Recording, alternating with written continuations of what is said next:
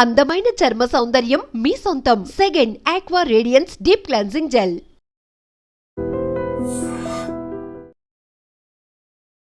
Hi hello నమస్తే welcome back to iDream Media. ఇక India Pakistan war అనేది మొదలైంది అని చెప్పేసి చెప్తున్నారు అనలిస్టులు అందరూ కూడా.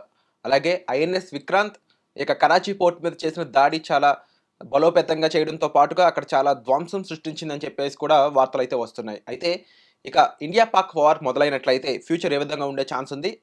పాకిస్తాన్ బలోచిస్తాన్ రెండు విడిపోయే ఛాన్సెస్ ఎక్కువగా ఉన్నాయంటారా? దాంతోపాటుగా ఇండియా మీద ఎలాంటి ఇంపాక్ట్ ఉంటుంది? ఈ విషయాలను కూడా మనతో చర్చించడానికి, మనకు ఎన్నో విషయాలు తెలియజేయడానికి మనతో ఉన్నారు అంబటి శ్రీనివాస్ గారు, ప్రొఫెసర్ ఇన్ నిజాం కాలేజ్, అలాగే అనలిస్ట్. సార్తో మాట్లాడదాం. నమస్కారం సార్. నమస్తే. ఆపరేషన్ సింధూర్ మొదలుపెట్టినప్పటి నుంచి ఈ రోజు వరకు అంటే ఐఎన్ఎస్ విక్రాంత్ కరాచీ పోర్ట్ మీద దాడులు చేయడం అనే న్యూస్ వచ్చింది. సో మనం నిజంగా దాడి చేసి మనం నిజంగా యుద్ధానికి దిగినట్లయితే పాకిస్తాన్ తట్టుకోగలదంటారా? ఆ శక్తి పాకిస్తాన్లో ఉందా? First of all, I appreciate iDream for taking up this important topic.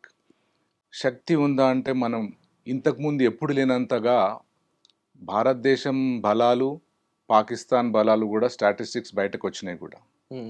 ప్రతి ఒక్క రకమైన మిసైల్ కానీ, డ్రోన్ టెక్నాలజీ కానీ, F-16 కానీ, SF కానీ, ఇవన్నీ ఆల్ వెపన్స్ తీసుకుంటే అది దేశం చిన్నది కావచ్చు, మన వెపనరీతో కంపేర్ చేస్తే అది 20% ఉంది అక్కడ.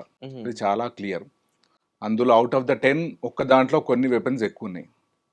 సో ఈ వెపన్స్ చూసుకున్నట్లయితే కూడా తక్కువే. 20% is less compare to 80%. Okay, ఇవన్నీ కూడా ఉన్నాయి. పోఖ్రాన్ టెస్ట్ అప్పటి నుండి అన్నీ రెడీగానే ఉన్నాయి. ఒకప్పుడు మనం అనుకున్నాం నేషనల్ బడ్జెట్లో 30-40% డిఫెన్స్కి ఎందుకు పెడుతున్నారని, ఇంత ట్యాక్స్లు ఎందుకు వేస్తున్నారు అనేసి ఇవాళ పొద్దున కూడా డిస్కషన్ అయింది. మళ్ళీ ట్యాక్సులు పెరగొచ్చు అన్నప్పుడు కూడా మన ప్రజలు అనొచ్చు ఎందుకు పెరుగుతాయంటే, ఇప్పుడు బోర్డర్లో యుద్ధ వాతావరణం, యుద్ధం స్టార్ట్ అయింది. అన్అఫీషియల్ యుద్ధం అనొచ్చు, డైరెక్ట్ యుద్ధం, ప్రచ్ఛన్న యుద్ధం కాకపోయినా జరుగుతుంది. ఎందుకంటే ప్రచ్ఛన్న యుద్ధం ఎందుకు అనట్లేము అంటే మన సామాన్య జనాలకు టెన్షన్ పడతారు. అవును. ఇప్పుడు మనం ఈరోజు ఇక్కడ కూర్చున్నామంటే కూడా మనం because of the central government strategy. యుద్ధం జరుగుతుంది, యుద్ధం జరుగుతున్న క్రమంలో మనం మాట్లాడుతున్నాం అంటే వాళ్ళ స్ట్రాటజీ ఎంత బాగుంది అన్నట్టు. సామాన్య ప్రజలకు ఇబ్బంది లేకుండా యుద్ధం జరుగుతుంది. అంటే మేమ్ పేజ్లో కూడా క్యారమెల్ పాప్కార్న్ మీద 18% GST ఎందుకురా అన్న వాళ్ళందరూ ఇప్పుడు సైలెంట్గా ఉన్నారు. ఈ డబ్బులన్నీ కూడా ప్రాపర్గా ఖర్చు పెడుతున్నారు. అయితే ఇలాంటి అవసరాలు ఉంటాయి కాబట్టి ఇలాంటి సిచ్యువేషన్ వస్తున్నాయి అని చెప్పేసి. అయితే నిజంగా మనం యుద్ధానికి వెళ్తున్నాం అనుకుందాం. అంటే ఒకప్పుడు ఎలా ఉండేది అంటే మన మీద యుద్ధం చేస్తే, మన మీద దాడి చేస్తే మనం డిఫెన్స్ మాత్రమే చేసుకునేవాళ్ళం. అఫెన్స్కి ఎప్పుడు ఇండియా వెళ్ళినట్టు హిస్టరీలో లేదు. బట్ ఇప్పుడు ఉన్న సిచ్యువేషన్ ఏంటి అంటే ఎంతకాలం మనం ఇలాగా మనం దీన్ని నిర్మూలించకుండా ఉండాలి. ఒక 10 సంవత్సరాలు అయ్యాక కూడా, దాదాపు ఇంతకుముందు దాడి 10 సంవత్సరాలు అయింది. 10 సంవత్సరాల తర్వాత మళ్ళీ పహల్గామ్లో ఒక అటాక్, గుర్తు పట్టని విధంగా చంపేశారని చెప్పేసి న్యూస్. వాళ్ళ ఫ్యామిలీలు ఎంత ఏడ్చాయో అందరికీ తెలుసు. ఇలా ఇంకో 10 సంవత్సరాల తర్వాత కూడా జరుగుతుంది. కానీ దీనికి ఫుల్ స్టాప్ ఏంటి, దీనికి సొల్యూషన్ ఏంటని ప్రతి ఒక్కరు అడుగుతున్నారు. ఏమంటారు సమాధానం? కరెక్ట్. మనం ఒక విషయం మాట్లాడుకోవాలి. ఇది ప్రతిసారి మన బోర్డర్లో అంటే eastern part of the India, Kashmir నుండి అంటే గుజరాత్, రాజస్థాన్ వరకు కూడా ఎప్పుడు అక్కడ అలర్ట్ వార్ నడుస్తూనే ఉంది. అర్ధరాత్రులు మనం హాయిగా నిద్రపోయాం, కానీ అక్కడ అటువైపు నుండి ఇన్ఫిల్ట్రేషన్ కానీ, బాంబ్స్ కానీ అన్నీ జరుగుతూనే ఉన్నాయి, ఎప్పుడు జరుగుతున్నాయి. ఇప్పుడు ఇది తీవ్రతరం కావడానికి కారణము మళ్ళీ అటువైపు వాళ్ళే. ఎందుకంటే ఒక వెపన్స్ ఉన్న వాళ్ళు సమాన వెపన్ ఉన్న వాళ్ళతో చేస్తేనే యుద్ధం. అందుకని మీరు ఇందాక అన్నట్టు ఇండియా ఎప్పుడు యుద్ధం చేయాలనుకోలేదు. డిఫెన్స్ సిస్టమే, ఇందాక మనం మాట్లాడుకున్నాం 30-40% నేషనల్ బడ్జెట్ వెపన్స్ ఎందుకు, ఇవన్నీ టెస్ట్లు ఎందుకు, పోఖ్రాన్ టెస్ట్లు ఇంత ఖర్చు అవసరమా అని అనుకుంటే, శత్రువుల దగ్గర అట్లాంటివి ఉన్నప్పుడు ప్రొటెక్షన్ కోసం కావాల్సిందే. నంబర్ 1. 2, మొన్న జరిగిన పెహల్గామ్ అటాక్ దేశంలో వాళ్ళనే కాకుండా ప్రపంచ దేశాలన్నింటినీ కూడా కదిలించి వేసింది. ఈ రోజు కూడా ప్రపంచ దేశాలన్నీ కూడా వీఆర్ విత్ యూ అని సాలిడారిటీ చెప్తుంది ఇండియాకి. ఆ మధ్యన మన ఇంకొక నేబరింగ్ పెద్ద కంట్రీ ఉంది which supplies weapons to Pakistan, అది కూడా అన్నది వీఆర్ విత్ పాకిస్తాన్ అన్నది. ఇప్పుడు నోరు మోసింది. ఎందుకంటే ప్రపంచ దేశాలన్నీ కూడా ఇండియాకి సపోర్ట్ చేస్తున్నాయి. ఎందుకు చేస్తున్నాయంటే ఆ పహల్గామ్ ఇన్సిడెంట్ డిస్టర్బ్ చేసింది. ఎందుకు చేసిందంటే అక్కడ జరిగింది యుద్ధం కాదు, దొంగ యుద్ధం. మామూలు జనాల మీద నువ్వు AK-47 ఎందుకు పెడుతున్నావండి? Either you are mentally ill or you are a devil. Or whatever, you are not a human being. మానవుడు అంటే దానికి ఒక పద్ధతి ఉంటుంది, మానవ విలువలు ఉంటాయి. అక్కడ వచ్చిన జంటలని వాళ్ళని వీళ్ళని మగవాళ్ళని చంపేసి ఐడి కార్డు చూసి చంపేసి ఆడవాళ్ళని చంపకుండా వదిలేస్తే వాళ్ళు కూడా అన్నారట, నేను ఎందుకు ఇంకా వాళ్ళు లేరంటే, you go and tell your Modi అన్నాడు. మోడీ ఏందండి, ఒక ప్రోటోకాల్ ఉంటుంది. Is a prime minister, is not Modi. రెండు వాళ్ళని చంపేయడము, రెండు వీళ్ళని వదిలేసి, అంటే పెద్ద ఛాలెంజ్ వదిలేరండి ఇండియన్ గవర్నమెంట్కి, పెద్ద ఛాలెంజ్. పోయి చెప్పుకోండి మీరు ఏం చేయలేరు. మీరు ఇందాక అన్నట్లు ఇప్పటివరకు మన డిఫెన్స్లో ఉన్న, మన డిఫెన్స్ అంటే చేతగానితనం కాదు, బలహీనత కాదు. We are well equipped with all kinds of air, ground and navy. 3 విధాలుగా స్ట్రాంగే ఉన్నాం. మనకు కొన్ని స్ట్రాంగ్ కంట్రీస్ సపోర్ట్గా ఉన్నాయి కూడా. ఎప్పుడైనా ఇండియా మీదకి ఎవరు వచ్చినా కూడా మనకు పెద్దన్న ఉన్నాడు, రష్యా. ఎప్పుడు కాదు, ఇండియన్ హిస్టరీలో తీసుకుంటే వీఆర్ విత్ యూ అంటాడు. ఎప్పుడు అమెరికా న్యూట్రల్గా ఉండడమా, లేకపోతే ఇంకోవైపు మాట్లాడేది అమెరికానే ఇప్పుడు సపోర్ట్ చేస్తుంది అంటే, అక్కడ జరిగింది ఏంటండి, ఆడవాళ్ళు ఏడుస్తుంటే అది పక్కన పెట్టి ఆ యాక్షన్ని తప్పు ఎటు జరిగినా కూడా తప్పు అనాలి. దానికి ఆన్సర్ చెప్పకుండా వీఆర్ రెడీ ఫర్ వార్ అంటే ఏంది, నంబర్ 1. అప్పుడు స్ట్రాటజీగా ఇండియన్ గవర్నమెంట్ ఏం చేసింది, ఆ సింధు జలాలు ఆ జలాలు ఆపింది. ఆపితే అటువైపు మిలిటెంట్ లీడర్లు ఎవరు మాట్లాడుతున్నారు, మిలిటెంట్ లీడర్లే మాట్లాడుతున్నారు. ఇక్కడ గమనించాల్సింది, గవర్నమెంట్ మాట్లాడట్లే, ప్రెసిడెంట్ ప్రైమ్ మినిస్టర్ మాట్లాడు. మిలిటెంట్స్ ఏమంటారు అంటే, is that country under the militant rule or democratically elected leaders. అక్కడి నుండి నీళ్ళు రాకపోతే రక్తం పారుతుంది. ఇది ఎందుకు అనాల్సి వస్తుందంటే, మనుషులైతే కన్నీటి వాల్యూ తెలవాలి, రక్తం కోసం కాదు. నువ్వు మనిషివైతే ఇంకొకరికి రక్తం ఇచ్చి జీవం ఇవ్వాలి, డాక్టర్ కావాలి. అమాయకులను చంపేసి దేశాన్ని ఛాలెంజ్ చేయడం, పోని అంత శక్తి ఉందా మీకు? లేదు. ఇంతకుముందు నవ్వేవాళ్ళు, మరి ఇండియా అటాక్ చేస్తే చిన్న దేశం అది, మీ దగ్గర 80% వెపన్స్ ఉన్నాయి, మీద వాళ్ళ దగ్గర 20 ఉన్నాయి అనేవాళ్ళు. ఇప్పుడు ఎవరు ఒప్పుకోవట్లే. ఇంకొకటి, అక్కడ నేపాలీ కూడా చనిపోయిండు. It is not an Indian issue, it is an international terroristic activity. అంటే ప్రతిసారి కూడా ఈ టెర్రరిస్టులు అనే వాళ్ళు దాడులు చేయడం చేశాక దీనికి పాకిస్తాన్కి ఎటువంటి సంబంధం లేదని వాళ్ళకు ప్రెస్ మీట్ పెట్టి ఒక స్టేట్మెంట్ రిలీజ్ చేయడం, తర్వాత ఇంకా పరిశోధనలోకి వెళ్ళి మన రీసెర్చ్ అండ్ అనాలిసిస్ టీమ్ రా ద్వారా అనాలిసిస్ చేశాక లేదు పాకిస్తాన్కి చెందిన ఆర్మీలో పర్సనే అని తెలియడం, ప్రతిసారి ఇదే ఇంటర్లింకింగ్, ఇదే విషయాలు, ఇదే ప్యాటర్ను, ఇంకా ఎన్నిసార్లు ఇలా, ఇంకెంతకాలం ఇలా అంటే సమాధానం? ఎస్, దానికి కొద్ది లేటెస్ట్ ఇన్ఫర్మేషన్ కూడా ఉంది. మొన్న రిపోర్ట్స్ వచ్చాయి అఫీషియల్గా, మళ్ళీ ఇండియన్ ఇంటెలిజెన్స్ వాళ్ళ దగ్గర కూడా. There are 40 militant hideouts in Pakistan. వాళ్ళ కింద కొన్ని వేల మంది, 30-40 మంది ట్రైన్డ్ మిలిటెంట్స్ ఉన్నారు, విత్ లేటెస్ట్ ఎక్విప్మెంట్ ఉంది. నంబర్ 1, వాళ్ళు ఏమని మాకు తెలియదు అన్నారు, అయిపోయింది. మొన్న అటాక్ జరిగినప్పుడు చాలామందిని ఇండియన్ డిఫెన్స్ సిస్టమ్ చాలామందిని అక్కడ వెళ్ళకుండా ఇక్కడ నుండి అటాక్ చేసింది. అంటే ఎక్కడ కూడా మనం లైన్ దాటట్లే. Indian government, Indian defence system is playing a very strategic and safe, correct manner. ఎక్కడ మనం మానవ విలువలు కూడా దాటట్లేదు. ఇది చేసిన తర్వాత ఇవాళ ఫ్రెష్గా వచ్చిన న్యూస్ ఏంటిదంటే, ఆ మిలిటెంట్స్ ఫ్యూనరల్లో పాకిస్తాన్ ఆర్మీ ఇక్కడ సెల్యూట్ చేసింది. దీనికి ఆన్సర్ ఎవరు చెప్పాలి? ఎందుకు వెళ్ళారు మిలిటెంట్ దానికి? మీరన్న మాటకు అదే. అంటే maybe the army, there army is training these groups. Proof అంటే వెపన్స్ కూడా ఇస్తున్నట్టే కదా. అవును, ఎందుకు ఇస్తున్నారు? ఇవన్నీ చేస్తున్నారు కదా. సో చాలా ఎవిడెన్స్లు వచ్చినాయి కూడా. ఇప్పుడు లేటెస్ట్గా వస్తూనే ఉన్నాయి, ఇంకా వస్తూనే ఉన్నాయి.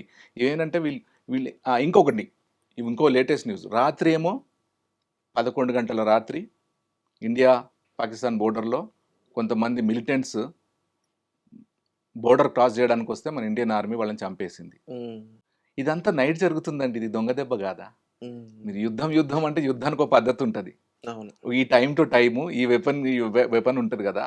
అర్ధరాత్రులు అయినా కూడా we should salute our Indian defence system for being alert in the nights. All Indians should be grateful to all this soldiers. ఆ సోల్జర్స్ సాక్రిఫైస్ని అర్థం చేసుకోవాలా. ఇంకొక యుద్ధం తయారైంది ఇప్పుడు. ఈ యుద్ధం ఒకటి దొంగ దెబ్బ తయారవుతుంది. ఇంకోటి ఏంటిదంటే ఫేక్ న్యూస్ స్ప్రెడ్ చేయడం. హ్మ్. మేము ఇండియాలో ఉన్న అమృత్సర్ని మేము బ్లాస్ట్ చేసినాం అన్నాడు. హ్మ్. అనగానే మళ్ళీ ఇప్పుడు Indian broadcasting department, ministry of information and broadcasting, వేరే డిపార్ట్మెంట్స్ అన్ని కూడా ఈరోజు లేటెస్ట్ వాళ్ళు ఏమన్నారు, please don't believe, don't spread false news అన్నాడు. ఎందుకంటే మామూలు జనాలు భయపడొచ్చండి, రైట్? అవును. సో దానికి ఇప్పుడు ministry of information and broadcasting ఒకటి హ్యాష్ ట్యాగ్ క్యాంపెయిన్ స్టార్ట్ చేసింది. ఓకే. ఆల్ ఇండియన్స్ మీ స్టేటస్లో ఇది పెట్టుకోండి, జీరో టాలరెన్స్ టెర్రర్ అని అని ఇప్పుడు అందరు పెట్టండి. అంటే ఇది చాలా సీరియస్గా మెసేజ్ ఇస్తున్నాం మనం ఈ మిలిటెంట్స్కి. ఏమనంటే ఇప్పటి నుండి ఇండియా ఈ చిన్నదైనా పెద్ద విషయమైనా ఊరుకోదు అనే పెద్ద స్ట్రాంగ్ మెసేజ్ పోయింది. వరల్డ్ వైడ్లో ఉన్న ఇండియన్స్ కానీ వేరే వాళ్ళు కానీ కంటిన్యూస్గా మెసేజ్ ఇస్తున్నారు ఇండియాకి, we are with you and you should do it అని. మన ప్రైమ్ మినిస్టర్ గారు అండి ఎక్కడున్నా కూడా లోపలికి వచ్చి మరీ హ్మ్. మేము ధ్వంసం చేస్తామన్నారు, అది చేస్తూనే ఉన్నారు. ఎందుకు అంటే దీని అన్నిటి కారణం ఇన్ని రోజులు భరించిర్రండి. సోల్జర్స్ చనిపోయారు, మనకు లెక్క తెలీదు, మనం పట్టించుకోము కూడా. బోర్డర్లో చాలామంది సోల్జర్స్ చనిపోతూనే ఉంటారు. కానీ మొన్న అమాయకులు కొత్తగా పెళ్ళైన వాళ్ళు, రైట్, వీళ్ళందరినీ చేస్తే ఇప్పుడు ఇండియాలో ఏమవుతుందంటే ఇండియాలో మనకు రక్షణ లేదు అని జనాలు భయభ్రాంతులకు గురై దేశం వదిలిపోయే పరిస్థితి రావచ్చు. హ్మ్. అంతవరకు రావద్దు. We are strong, we are here to protect you అన్న దానికోసమే ఇది స్ట్రాంగ్ యాక్షన్ జరుగుతుంది. And hopefully Pak occupied Jammu Kashmir ఆ బోర్డర్ వెంట 30 కిలోమీటర్ దూరం అంతా ఆ బోర్డర్లో అంతా మిలిటెంట్ గ్రూప్స్ ఉన్నాయండి. మరి అక్కడ జనాలకి తెలిసి ఉండాలి కదా, ఫర్గెట్ అబౌట్ పాకిస్తాన్ హ్మ్. అంటే వాళ్ళందరూ సపోర్ట్ చేస్తున్నట్ట నంబర్ 1, లేదా వాళ్ళు వీళ్ళ కబందాస్తాల్లో ఉన్నారా? కబందాస్తాల్లో ఉన్నట్టయితే వీళ్ళు ఇంటర్నేషనల్ ఎలా పెట్టాలా, వీఆర్ నాట్ సేఫ్ అని. హ్మ్. ఎవరు? పిఓకేలో ఉన్న ట్రైబల్స్, అదంతా కొండ ప్రాంతం కదా, ట్రైబల్సే అవును. వాళ్ళు. సో ఈవెన్ చెప్పాలి. అక్కడ టు బీ ఫ్రాంక్ మనకంటూ ఉన్న ఈ సరౌండింగ్స్‌లో ఎక్కువ శాతం ఇండియా మీద ఇంట్రెస్ట్ ఉన్న పర్సన్స్ అందరికీ కూడా ఈ ఆఫ్టర్ ఆర్టికల్ 370 ఆహ్, పాకిస్తాన్‌లో ఒక రకమైన భయం వచ్చింది. ఆ భయం వల్లే పాకిస్తాన్‌కి సంబంధించిన పర్సన్స్ ఎవరైతే ఉన్నారో ఈ సరిహద్దుల్లో ముఖ్యంగా ఈ జమ్మూ అండ్ కాశ్మీర్ సరిహద్దుల్లో, ఎందుకంటే గుజరాత్, రాజస్థాన్ ఈవెన్ పంజాబ్‌కున్న బోర్డర్ పంజాబ్, వరకు కూడా చండీగఢ్. మనకి ప్రాపర్ ఫెన్సింగ్ అనేది ఉంది. బట్ జమ్మూ అండ్ కాశ్మీర్‌లో ఉన్న ఆ బోర్డర్‌కి మాత్రమే అది లోయలు, లోతట్టు ప్రాంతాలు కాబట్టి అక్కడ ఎటువంటి ఫెన్సింగ్ సిస్టమ్ లేదు కాబట్టి అక్కడి నుంచి వచ్చేవాళ్ళు ఆర్టికల్ 370 రద్దు చేసాక కూడా దాని మీద కూడా నెగెటివ్ సమాచారం ఆహ్, పాస్ చేయడం ప్రతి ఒక్కరికి. అది తట్టుకోలేక ఇండియన్ గవర్నమెంట్‌ని ఎటువంటి విధంగా కూడా మనం దెబ్బతీయలేకపోతున్నాం అని చెప్పేసి ఇలాంటి దొంగ పనులు చేయడం. 26 మందిని అన్యం పుణ్యం తెలియని వాళ్ళందరిని చంపడం గాని, ఇలాంటివి జరుగుతున్న క్రమంలో ఇండియన్ గవర్నమెంట్ తీసుకున్న డెసిషన్స్ అనేవి ప్రాపర్‌గా ఆపరేషన్ సింధూర్ అని పేరు పెట్టినప్పుడు ఎలాంటి ఫీల్ వచ్చింది మీకు గాని, మన సిటిజన్స్‌కి గాని? అది మనం ఆ టైటిల్ మీదే చాలా మాట్లాడుకోవచ్చు. హ్మ్. అంటే ఎందుకు మాట్లాడుకోవచ్చు అంటున్నంటే, గవర్నమెంట్ ఎంత అలర్ట్‌గా అయిపోయి ఎంత డీప్‌గా ఆలోచిస్తుంది అనడానికి అది ఆపరేషన్ సింధూర్. ఒకటేమో సింధు ప్రావిన్స్ గొడవ ఉంది. హ్మ్. రెండోదేంది, మన భారతీయ వనితల హ్మ్. సింధూర్ అంటే ఈ భర్త చనిపోయిండు కదా, మూడో తనం పోయింది కాబట్టి దాన్ని మేము మామూలుగా, ఎందుకంటే యుద్ధాలలో కూడా అన్ని పద్ధతులు ఉంటాయండి. వీక్ వాళ్ళనే కాదు, ఆడవాళ్ళని, చిన్నపిల్లలని చంపకూడదు. పాలస్తీన్ ఇజ్రాయెల్ జరుగుతుంది, ఎస్ ఆర్ నో? కానీ హ్మ్. ఇక్కడ ఆడవాళ్ళని చంపడము ఇది భారతదేశ గవర్నమెంట్ని కలిసివేసిందని చెప్పొచ్చు. సో సింధూర్ అని పెట్టిందంటే సింధూర్ మీరు సింధూర్ తీసేసారు కానీ మేము కూడా దానికి రక్తంతోనే సమాధానం చెప్తాం అనే ఆపరేషన్. అండ్ ఇంకొకటి చూసుకున్నట్టే ఎకనామికల్గా already Pakistan is in poverty. $28 billion IMF దగ్గర తీసుకుంది. హ్మ్. మొన్న మళ్ళీ ఈ యుద్ధం మిస్యూజ్ చేస్తుంది. లోన్ ఎందుకు తీసుకుంటారు మీరు? For the protection and welfare of your country, అవును. Not to wage a war with hmm. Neighbouring countries. దానికి ఎవరు ఇవ్వరు. ఏ లోన్ అయినా రీజన్ అడుగుతారు, మరి బ్యాంక్లో రీజన్ అడుగుతారు, దేని కొరకు అంటే అంటారు. ఫైనాన్షియల్‌గా ఎంత ఇబ్బందుల్లో ఉన్న ఒక కంట్రీ స్టిల్ ఇలాంటి పనులు చేయడానికి గల కారణం ఏంటి? ఇంక దాంతో ఏం సాధిస్తారని చెప్పేసి? అయితే ఇంకొకటి తీసుకోవచ్చు ఇక్కడ. మీరు పాకిస్తాన్ హిస్టరీ తీసుకుంటే ఎప్పుడు డెమోక్రటికలీ ఎలక్టెడ్ లీడర్ ఉన్నా కూడా ఆర్మీ చీఫ్ ఉంటాడు కదా, ఆయన కంట్రోల్ తీసుకోవడం. లాస్ట్ వరకు ముషర్రఫ్ది తీసుకున్నా కూడా కూ అంటారు, సిఓయూపీ కూ. అంటే dethroning someone who is democratically elected. Hmm. Army Fiji ఐలాండ్స్‌లో కూడా అదే జరుగుతది. ఈవెన్ అక్కడ ఆర్మీ బిజినెస్‌ల్లోనూ అక్కడ యెస్. ఇండస్ట్రీస్‌లో కూడా యెస్. మొత్తం domination army. Government is in the control of army. So, గవర్నమెంట్‌కి వర్డ్ లేదని జెప్పాలి. ఎందుకంటే మిలిటెంట్ బేసెస్ అక్కడున్నాయి. అందుకని ఇప్పుడు కొత్త అటాక్‌లో ఏం జరిగింది? అంతకుముందు మిలిటెంట్ బేసెస్‌ని కొట్టినారు. ఇప్పుడు ఆర్మీ బేస్ మీద కూడా అటాక్ అవుతుంది. ఎందుకంటే they are one and the same. Hmm. They are not separate. మనం ఇందాక మాట్లాడుకున్నట్టయితే మిలిటెంట్‌కి వెపన్ అంత ఎక్స్‌పెన్సివ్ వెపన్ ఎక్కడికెళ్ళొస్తుంది? Who is funding it? ఇప్పుడు F-16 కొన్ని వెపన్స్ మిసైల్స్ అవన్నీ ఉన్నాయి. అది చైనా అదది. హ్మ్. అది స్ట్రాంగెస్ట్ అది. పాకిస్తాన్ దగ్గర ఉన్న స్ట్రాంగెస్ట్ వెపనరీ F-16. దాన్ని ఈరోజు ఇండియన్ ఆర్మీ డిస్ట్రాయ్ చేసేసింది. హ్మ్. ఇప్పుడు ఇంకా చైనా మాట్లాడదు ఇంకా. ప్రూఫ్ కూడా దొరికింది. It is a make of China. Right. So, Sindoor అనేదానికి కూడా అది మనం ఇందాక మాట్లాడుకున్నట్టు ఇవన్నీ ఇంకో డెవలప్‌మెంట్ జరిగింది ఇప్పుడు లేటెస్ట్‌గా. Indian government and other countries అన్నారు, please review your funding to Pakistan అని ఐఎంఎఫ్‌కి రాసిరి, ఇంటర్నేషనల్ మానిటరీ ఫండ్‌కి. హ్మ్. అంటే చాలా లోన్స్ ఇచ్చింది పాకిస్తాన్‌కి ఐఎంఎఫే. ప్రతి విషయాల్లో కూడా ఇన్వాల్వ్ అవుతుంది ఐఎంఎఫే. ఈవెన్ మన సింధు జలాల దీనికి కూడా ఏదున్నా కూడా అందరు పెద్దవాళ్ళ సమక్షంలో మాట్లాడన్న దాంట్లో పెద్ద మనిషి ఎవరు? ఐఎంఎఫే. హ్మ్. డబ్బు ఇస్తుంది కాబట్టి, లోన్ ఇస్తుంది కాబట్టి రకరకాలుగా అదే ఉంది. వాళ్ళకి రివ్యూ చేయమనంటే ఇప్పుడు ఆల్రెడీ ఐఎంఎఫ్ రివ్యూ చేస్తుంది.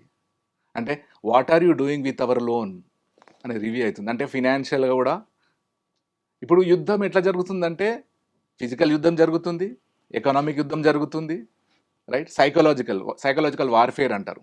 ఫాల్స్ న్యూస్ స్ప్రెడ్ చేస్తున్నారు. అందుకని ఇవాళ పొద్దున ministry of information and broadcasting react అయింది. Please don't go by any false news, don't spread it అన్నాడు.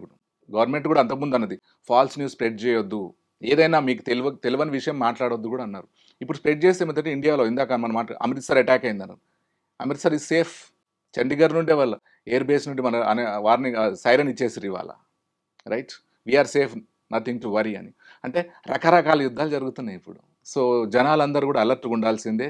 They should follow the government instructions. Panic కావాల్సిన అవసరం లేదు. అండ్ డెఫినెట్‌లీ ఇలాంటి ఒక భరోసా మాకిచ్చినందుకు కూడా thank you so much sir. ఇంకా ఎంతో అనాలిసిస్ అనేది ఉంది. వచ్చే ఎపిసోడ్‌లో మీకు ఆ అనాలిసిస్ అనేది శ్రీనివాస్ గారి ద్వారా మేము అందజేయడం జరుగుతుందండి. ఇక మీ అభిప్రాయాన్ని కామెంట్ సెక్షన్ రూపంలో మాకు తెలియజేయండి. Thank you so much. వచ్చే ఎపిసోడ్‌లో మళ్ళీ కలుద్దాం.